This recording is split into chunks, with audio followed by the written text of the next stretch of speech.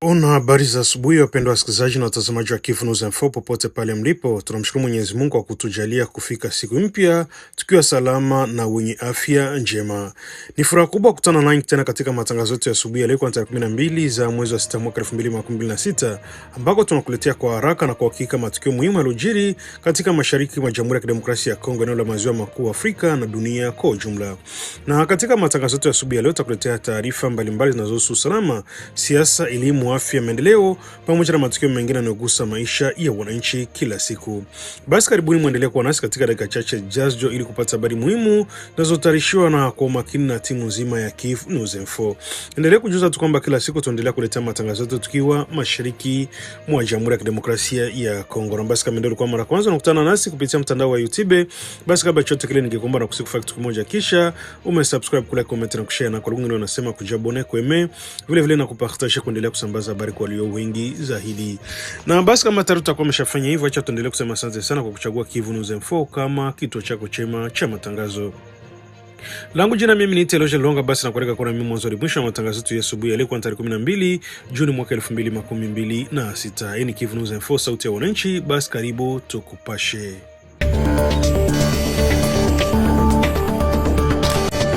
Jeshi la Jamhuri ya Kidemokrasia ya Kongo FARDC linaendelea kuimarisha operesheni zake katika maeneo ya juu ya Fizi na Minembwe mkoani Kivu Kusini, huku likiongeza juhudi za kurejesha amani na usalama katika maeneo ambayo kwa muda mrefu yamekuwa kukumbwa na machafuko ya makundi yenye silaha.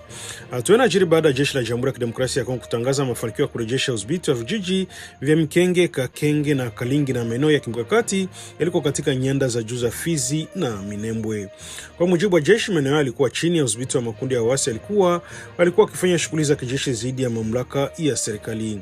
Kufuatia mafanikio ya kijeshi, kamanda wa sekta ya operesheni ya Sokola 2 kusini mwa Kivu Kusini, kanali mwenye shahada ya mafunzo ya juu ya kijeshi Apollo Bangala Michele alifanya ziara ya ukaguzi na uongozi katika maeneo hayo kufuatilia hali ya operesheni na kujionea maendeleo yaliyofanikiwa na vikosi vya FARDC vilivyoko mstari wa mbele. Ziara hiyo ilianza siku chache baada ya wanajeshi wa FARDC kufanikiwa kurejesha maeneo hayo mikononi mwa makundi ya waasi.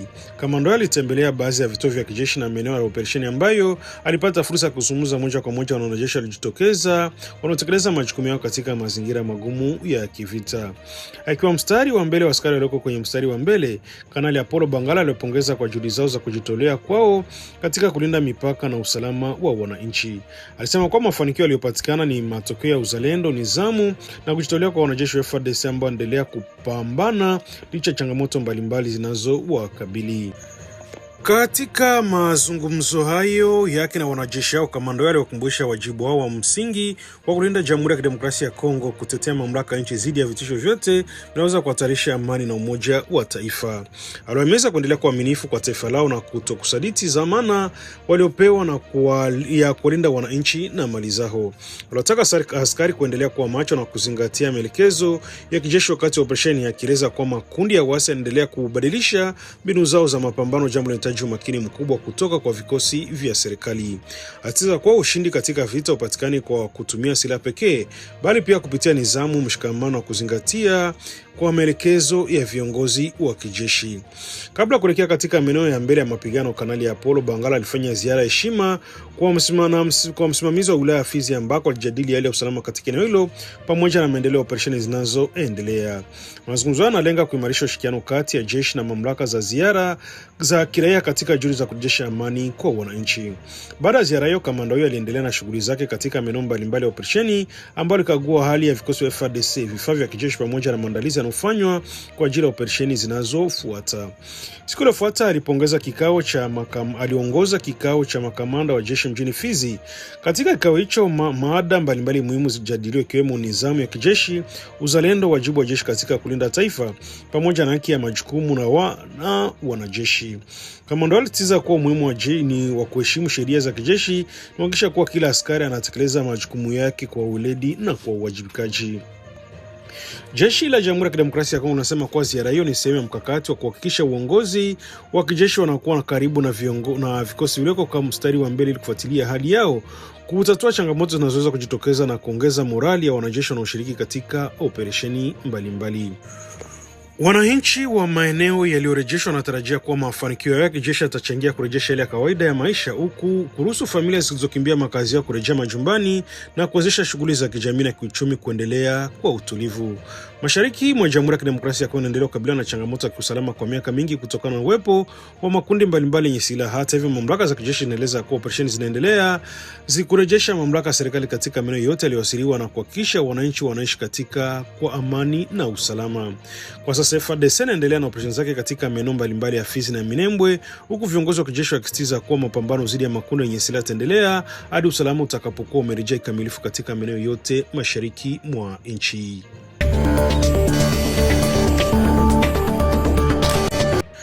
Hali ya usalama endelea kuzua wasiwasi mkubwa katika mji wa Beni mkoani Kivu Kaskazini baada ya raia watatu kuuawa katika shambulio lililohusishwa na wapiganaji wa kundi la ADF MTN SKP. Tukio limetokea siku ya jana Alhamisi katika kitongoji cha Muzambai kilichopo katika mtaa wa Boikene na kuacha majonzi makubwa kwa wakazi wa eneo hilo.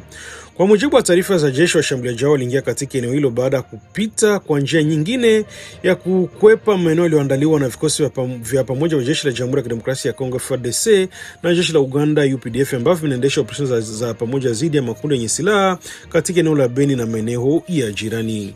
Mashuhuda wa tukio wanasema kuwa milio ya risasi na taruki ilianza kusikika mapema asubuhi, huku wananchi wakikimbia kwa hofu kutafuta sehemu salama. Baadhi ya wakazi walazimika kujiunga ndani ya nyumba zao, wakati wengine wakikimbilia maeneo yanaonekana kuwa salama zaidi. Msemaji wa operesheni ya Sokola mmoja, Luteni Mark Longo, amesema kuwa wapiganaji walifanikiwa kushambulia kitongoji hicho na kusababisha vifo vya raia watatu wasiokuwa na hatia. Miongoni mwa waliouawa, mmoja aliteketezwa kwa moto akiwa hai. Mbali na vifo hivyo, pikipiki moja ilichomwa moto na nyumba tatu kuteketezwa kabisa na moto uliowashwa na washambuliaji hao. Jeshi linasema kuwa tukio hilo lingekuwa la madhara makubwa zaidi kama isingekuwa hatua za haraka zilizochukuliwa na vikosi vya usalama.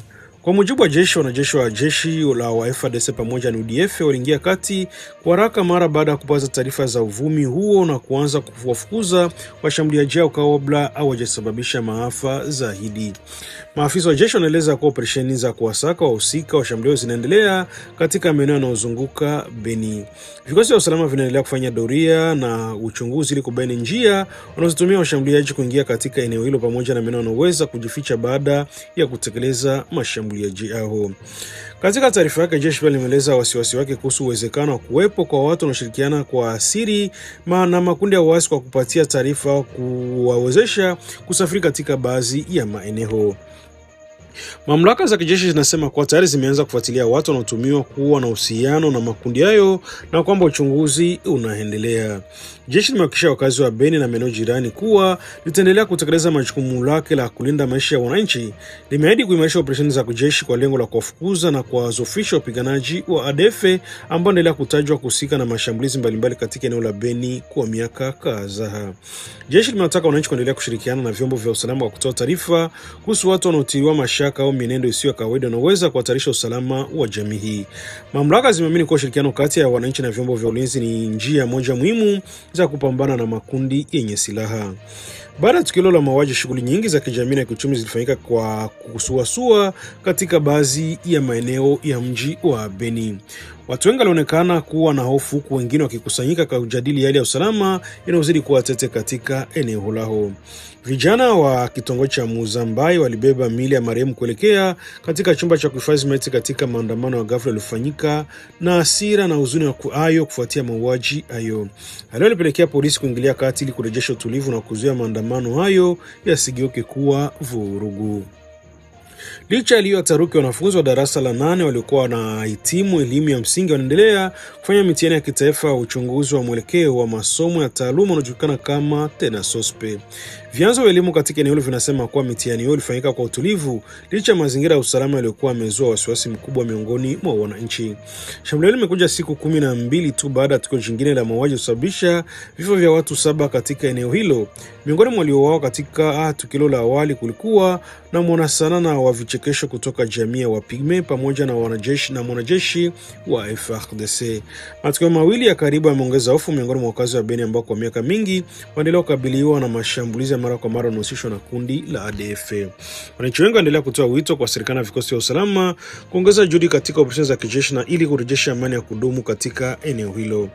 Wanasema usalama ndio msingi wa maendeleo na kwamba bila kumalizika kwa mashambulizi yao maisha kawaida ya wananchi yataendelea kutatazika. Kwa sasa hali ya usalama inaendelea kufuatiliwa kwa karibu huku vikosi vya FARDC na UPDF vikiongeza operesheni za kuwatafuta wahusika wa shambulio hilo.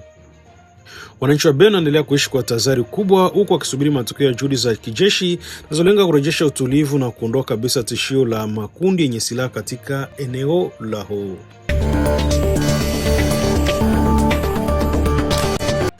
Rais wa zamani wa Jamhuri ya Kidemokrasia ya Kongo Joseph Kabila ametoa ujumbe mzito kwa taifa ambako amepinga vikali mchakato wa marekebisho ya katiba tarehe 18 Februari mwaka 2006 unaendelea kujadiliwa nchini. Katika taarifa yake iliyotolewa Alhamisi kupitia ofisi ya rais mstaafu, Kabila amesema kuwa hatua ya bunge la kitaifa kupitisha sheria inayohusiana na kura maoni kuhusu mabadiliko ya katiba ni jambo linaloliona kuwa ni kinyume cha misingi ya kidemokrasia na sheria za nchi. Amesema kuwa mchakato unahatarisha utulivu wa taifa na unaweza kuingiza nchi katika migogoro mikubwa ya kisiasa. Joseph Kabila amehutumu rais wa sasa wa Jamhuri ya Kidemokrasia ya Kongo Felix Antoine Tshisekedi kwa kile alichokiita kutokuheshimu kiapo cha kulinda katiba na misingi ya utawala wa sheria. Kwa mujibu wa rais wa zamani, hatua hizo zinazochukuliwa na mamlaka zilizopo madarakani inaonyesha mwelekeo wa kuondoka katika misingi ya demokrasia ambayo taifa limejenga kwa miaka mingi. Katika ujumbe wake, Kabila ameeleza kuwa hali ya kisiasa nchini inaendelea kuwa ya kutia wasiwasi. Amesema kuwa nchi inaongozwa katika mazingira ambayo yanazidi kupunguza uhuru wa wananchi na nafasi ya upinzani wa kisiasa. Amedai kuwa kuna dalili za kuimarika kwa mfumo wa utawala ambao unaweza kuipa mamlaka makubwa zaidi ya serikali kuliko yale yanayoruhusiwa na katiba ya sasa. Rais wa zamani amesema kuwa iwapo hali itaendelea bila majadiliano ya kitaifa na kuheshimu sheria zilizopo, inaweza kusababisha migawanyiko mikubwa ndani ya jamii na kuongeza mivutano ya kisiasa katika taifa. Ameonya kuwa Jamhuri ya Kidemokrasia ya Kongo inahitaji mazingira mazungumzo, demokrasia na kuheshimu taasisi za nchi ili kuendelea kuwa imara. Katika sehemu nyingine ujumbe wake, Kabila amerejea ibara ya 64 ya katiba ya Jamhuri ya Kidemokrasia ya Kongo ambayo inawataka pia raia kupinga mtu yeyote anachukua au kutumia madaraka kwa njia isiyo inayokiuka katiba. Kupitia ujumbe ametoa wito kwa wananchi wa Kongo kuendelea kutetea demokrasia, utawala wa sheria na kuheshimu katiba ya nchi. Amewataka wananchi kutoka maeneo yote ya taifa bila kujali kabila, dini, lugha, jimbo au mwelekeo wa kisiasa kuungana katika kulinda msingi ya demokrasia. Katika ujumbe wake, kila jiji, mtaa na mji vinapaswa kuwa sehemu ya kuhamasisha wananchi kuhusu umuhimu wa kulinda katiba na taasisi za taifa. Kauli ya Joseph Kabila imekuja wakati ambako mjadala kuhusu uwezekano wa kurekebisha katiba unaendelea kuzua mjadala mikubwa ndani ya tabaka la kisiasa nchini. Wapinzani wa mchakato wanaeleza kuwa marekebisho haya yanaweza kufungua njia ya kuongeza muda utawala wa rais na kubadili baadhi ya vipengele muhimu vya mfumo wa kisiasa nchini. Hata hivyo, wafuasi wa mchakato wanaendelea kusisitiza kuwa lengo la kuboresha mfumo wa uongozi na kukabiliana na changamoto zinazojitokeza katika utekelezaji wa katiba ya sasa. Hii si mara ya kwanza kwa Joseph Kabila kuzungumzia hali ya kisiasa nchini tangu kuondoka madarakani. Tangu kuvunjika ushirikiano wa kisiasa uliowahi kumuunganisha na Felix Antoine Tshisekedi baada ya uchaguzi wa mwaka 2018, mahusiano wao kati ya viongozi wao wawili yameendelea kuwa na tahadhari na mara kadhaa amekuwa na mtazamo tofauti kuhusu uongozi wa nchi. Wachambuzi wa siasa wanaona kuwa ujumbe mpya wa Joseph Kabila unaashiria kuongezeka kwa mvutano wa kisiasa kati ya kambi ya rais wa zamani na serikali ya sasa. Kauli zake zinaweza kuongeza mjadala wa kitaifa kuhusu mustakabali wa katiba, demokrasia na mwelekeo wa kisiasa nchini Jamhuri ya Kidemokrasia ya Kongo kupitia kipindi kijacho. Wananchi wengi wanaendelea kufuatilia kwa karibu mjadala huu ambao unaweza kuwa na athari kubwa katika maisha ya kisiasa ya nchi. Wanatarajia kuona mazungumzo ya amani na kuheshimu sheria iliyopewa kipaumbele ili kuepusha migogoro ya kulinda utulivu wa taifa. Kwa sasa mjadala kuhusu marekebisho ya katiba unaendelea kuwa moja ya masuala makubwa zaidi ya kisiasa nchini, huku pande mbalimbali zikitoa maoni tofauti kuhusu mustakabali wa mfumo wa utawala wa Jamhuri ya Kidemokrasia ya Kongo. Hofu na wasiwasi vinaendelea kuongezeka miongoni mwa jamii ya wanafunzi na familia zao katika mkoa wa Kivu Kusini baada ya taarifa kuibuka zikidai kuwa wanafunzi wa kadhaa wa chuo kikuu cha IEA walikamatwa, kuteswa na kisha kupelekwa katika eneo lisilojulikana na watu wanaotarajiwa kuwa wanahusishwa na jeshi la Rwanda pamoja na waasi wa M23. Kwa mujibu wa taarifa zilizotolewa na baadhi ya vyanzo vya ndani, wanafunzi hao waliondolewa katika mazingira ambayo bado hajawekwa wazi kikamilifu kabla ya kupelekwa kusikojulikana. Hata hivyo, hadi sasa kuna taarifa rasmi zinazothibitisha mahali walipo wala hali yao ya kiafya na usalama. Taarifa hizo zimezua taharuki kubwa miongoni mwa wanafunzi, walimu na familia za wahusika, huku wito ukitolewa kwa mamlaka husika kuchukua hatua za haraka ili kubaini ukweli wa tukio hilo na kuhakikisha wanafunzi hao wanapatikana salama. Baadhi ya wanaharakati wa haki za kibinadamu na viongozi wa kijamii wameeleza wasiwasi wao kuhusu madai hayo. Wanasisitiza kuwa ikiwa yatathibitika kuwa ya kweli, basi ni ukiukwaji mkubwa wa haki za binadamu unahitaji uchunguzi wa haraka na wa kina. Wito pia umetolewa kwa mamlaka za kiserikali, vyombo vya usalama, mashirika ya kutetea haki za binadamu pamoja na jumuiya ya kimataifa kuingilia kati ili kufuatilia kwa karibu swala hilo. Wadau mbalimbali wanasisitiza kuwa maisha na usalama wa vijana hao vinapaswa kuwa kipaumbele cha kwanza katika hatua zozote zitakazochukuliwa. Jamii ya wanafunzi imetakiwa kuendelea kwa watulivu huku ikisubiri taarifa rasmi kutoka kwa mamlaka zinazohusika na uchunguzi wa tukio hilo. Familia za wanafunzi wanaodaiwa kutoweka zinaendelea kuomba msaada na juhudi za haraka ili watoto wao waweze kupatikana na kurejeshwa kwa usalama. Mashirika ya kiraia yanasisitiza kuwa ni muhimu kwa mamlaka kufanya uchunguzi huru na uwazi huku kuhusu madai hili ukweli ujulikane na hatua stahiki zichukuliwe dhidi ya yeyote atakayebanika kuhusika na tukio hilo. Hadi sasa kuna tamko rasmi linalotolewa na upande unaotuhumiwa kuhusu madai hayo. Wakati uchunguzi ukiendelea, sauti za kutaka ukweli, haki na ulinzi wa wanafunzi hao zinaendelea kusikika kutoka kwa wananchi wa mkoa wa Kivu Kusini na maeneo mbalimbali ya Jamhuri ya Kidemokrasia ya Kongo.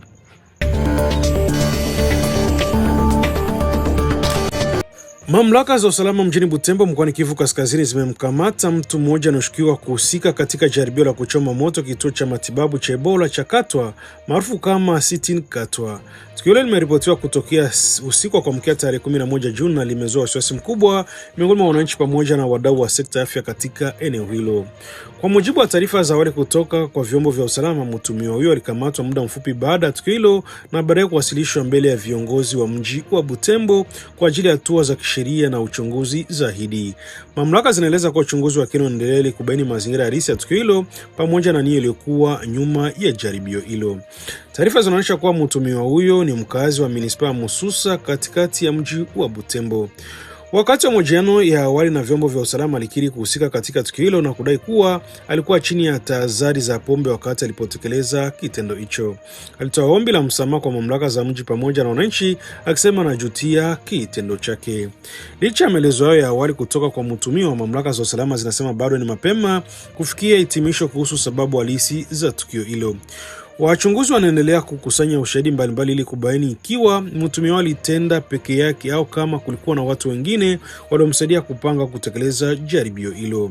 Jaribio la kuchoma moto kituo cha matibabu cha Ebola kimechukuliwa kama kwa uzito mkubwa kutokana na umuhimu wa miundombinu ya afya katika kulinda maisha ya wananchi.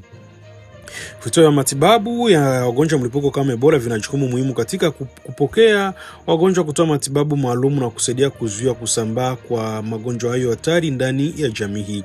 Wakazi wa Butembo wamepokea taarifa za tukio hilo kwa hisia tofauti. Baadhi yao wameeleza mshangao wao kusema kuwa ni miundombinu ya afya inapaswa kulindwa badala ya kushambuliwa, hasa katika eneo ambalo limewahi kukabiliwa na changamoto za mlipuko wa Ebola katika miaka iliyopita. Wadau wa afya pia wameeleza wasiwasi wao kuhusu matukio yanayoweza kuhatarisha usalama wa vituo vya matibabu. Wanasema kuwa mashambulizi au vitendo vya kuharibifu bila taasisi za afya vinaweza kuathiri utoaji wa huduma kwa wananchi na kuzofisha juhudi za kupambana na ugonjwa na mlipuko huo wa Ebola. Tukio limefufua mjadala kuhusu umuhimu wa kuimarisha ulinzi katika maeneo nyeti ya umma, hususan vituo vya afya, shule na miundombinu mingine muhimu inayotumika kuhudumia wananchi. Wengi wanaamini kuwa usalama wa taasisi hizo ni sehemu muhimu ya kulinda afya na ustawi wa jamii hii.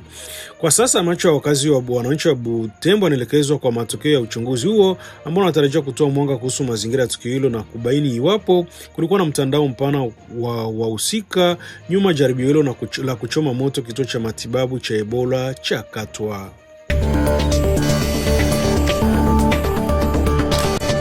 Mlipuko wa ugonjwa wa Ebola unaendelea kuleta wasiwasi mkubwa mashariki mwa Jamhuri ya Kidemokrasia ya Kongo, huku idadi ya maambukizi ikiendelea kuongezeka katika maeneo mbalimbali. Kwa mujibu wa takwimu zilizotolewa tarehe 10 Juni, visa vipya 41 vimethibitishwa vya Ebola pamoja na vifo 9 vimeripotiwa ndani ya masaa 24 zilizopita. Leo imeongeza jumla ya visa vilivyothibitishwa kufika 676 tangu kuanza kwa mlipuko huo. Kati ya visa hivyo, mkoa wa Ituri unaongeza kuwa na visa 629, ifuatiwa na Kivu Kaskazini yenye visa 44, huku Kivu Kusini kiripoti visa 3. Wakati wa mamlaka za afya zimetangaza kwa maeneo matatu mapya ya afya sasa yameathiriwa na ugonjwa huo. Maeneo hayo ni Masereka na Vuhivi katika mkoa wa Kivu Kaskazini pamoja na Kambala katika mkoa wa Ituri. Kuongezeka kwa maeneo ya ripoti maambukizi na kunazidisha hofu na kusambaa kwa ugonjwa huo katika sehemu nyingi za nchi. Wataalamu wa afya wanaeleza kuwa hali hii inaonyesha kuenea kwa Ebola katika maeneo mapya, jambo linahitaji hatua za haraka na za kudhibiti maambukizi. Mamlaka za afya zimeeleza kuwa zimeimarisha ufuatiliaji wa ugonjwa huo katika maeneo yote yaliyoathiriwa, sambamba na juhudi za kuwafuatilia watu waliokutana na wagonjwa, kutoa huduma za matibabu na kuhamasisha wananchi kuhusu hatua za kujikinga dhidi ya maambukizi. Wananchi wamehimizwa kuzingatia masharti ya afya, kutoa taarifa haraka wanapobaini dalili zinazofanana na Ebola na kushirikiana na timu za afya ili kusaidia kudhibiti kuenea kwa ugonjwa huo hatari. Gavana wa mji wa Kinshasa Daniel Bumba ameongeza kikao muhimu cha kiufundi siku ya Alhamisi tarehe 11 Juni kinachowakutanisha wajumbe wa serikali wa mkoa, viongozi wa vyombo vya usalama pamoja na wakilishi wa upinzani wa kisiasa nchini kwa lengo la kujadili maandamano yaliyotangazwa kufanyika katika jiji la Kinshasa, hususan mikusanyiko ya amani inayotarajiwa kufanyika siku ya leo Ijumaa. Katika kikao hicho kilijikita zaidi katika kupanga na kuimarisha hatua za kusimamia maandamano ili kuhakikisha yanafanyika katika mazingira ya utulivu, usalama na kuheshimu sheria za nchi. Mamlaka za mkoa zimesema kwa lengo kuu ni kuhakikisha kwa wananchi wanatumia haki yao ya kujieleza bila kuhatarisha amani ya umma wala kufuruga shughuli za kawaida za jiji. Wakati wa majadiliano, viongozi wa usalama walitoa tathmini ya hali ya usalama katika mji mkuu na kupendekeza hatua mbalimbali za kuzuia matukio yote yanayoweza kusababisha vurugu na kuathiri utulivu wa wananchi. Wakilishi wa upinzani nao walieleza sababu za kuandaa mikusanyiko na kusisitiza umuhimu wa kuheshimiwa kwa haki za kiraia na kisiasa. Baada ya majadiliano, serikali ya mkoa ilitangaza kwa maandamano haya hayatapata ruhusa ya kufanyika mbele ya Palais du Peuple. Mamlaka zimeeleza kuwa eneo hilo ni la hasa maalum ya kitaasisi na inachukuliwa kuwa eneo linaloandaliwa kwa mujibu wa taratibu za serikali, hivyo haliwezi kutumika kwa mikusanyiko ya aina hiyo. Badala yake, serikali ya mkoa imependekeza waandaaji wa mikusanyiko ufanyika katika uwanja wa Soso uliopo katika wilaya ya Kasavubu. Imeelezwa kwa shughuli hiyo itafanyika katika saa za alasiri ili kuepusha usumbufu wa wanafunzi wanaoshiriki mitihani ya Tenasopre iliyofanyika katika maeneo mbalimbali ya mji wa Kinshasa. Mamlaka za mkoa zimeonya kuwa mikusanyiko au maandamano yoyote yatakayofanyika nje ya mfumo wa masharti yaliyowekwa hayatavumiliwa. Serikali imesisitiza kwa vyombo vya usalama vitachukua hatua kali dhidi ya mtu yeyote atakayehusika na vitendo vya vurugu, uharibifu wa mali, uchochezi au uvunjifu wa amani ya umma. Onyo hilo linawahusu waandaaji, washiriki pamoja na watu wote wanaweza kuhifadhili au kuhamasisha matendo yote yatakayohatarisha usalama wa wananchi na utulivu wa jiji la Kinshasa. Serikali imeeleza kuwa sheria itachukua mkondo wake kwa yote atakayebanika kuhusika na matukio ya kuvuruga utaratibu wa umma. Serikali ya mkoa inataka wakazi wa Kinshasa ambao watahusiki na maandamano haya kuendelea na shughuli zao za kila siku kama kawaida. Mamlaka zimehakikisha kuwa maandalizi yoyote muhimu ya kiusalama yamewekwa ili kulinda raia, mali zao na kuhakikisha kuwa shughuli za kijamii na kiuchumi na kilimo zinaendelea bila matatizo. Hatua zinakuja katika kipindi ambacho mamlaka za mji mkuu zinahitaji kudumisha utulivu, huku zikihakikisha kuwa haki za kiraia zinazingatiwa kwa mujibu wa sheria za Jamhuri ya Kidemokrasia ya Kongo. Asanteni sana wapendwa wasikilizaji na watazamaji wa Kivu News Info kwa kufuatilia katika habari yetu ya asubuhi ya leo kwa tarehe 12 Juni mwaka 2026. Tunashukuru kwa kuwa nasi tangu mwanzo hadi mwisho wa matangazo na tunatumaini umeweza kupata na kuelewa vyema taarifa zote tulizokuletea. Tunaendelea kufuatilia kwa karibu matukio mbalimbali yanaendelea hapa ndani na nje ya nchi ili kuhakikisha mnapata habari za haraka na zenye kuaminika. Naomba kuendelea kufuatilia kupitia vipindi vyetu vingine pamoja na mitandao yetu ya kijamii kwa taarifa zaidi na matangazo ya moja kwa moja. Na vile vile kabla sitimisha matangazo yetu ya asubuhi ya leo, niendelee kukumbusha wewe ndio ulikuwa mara kwanza unakutana nasi kupitia mtandao wa YouTube. Basi kabla ya kuondoka, ningekuomba na kufanya kitu kimoja, kisha umesubscribe, kulike, comment na kushare.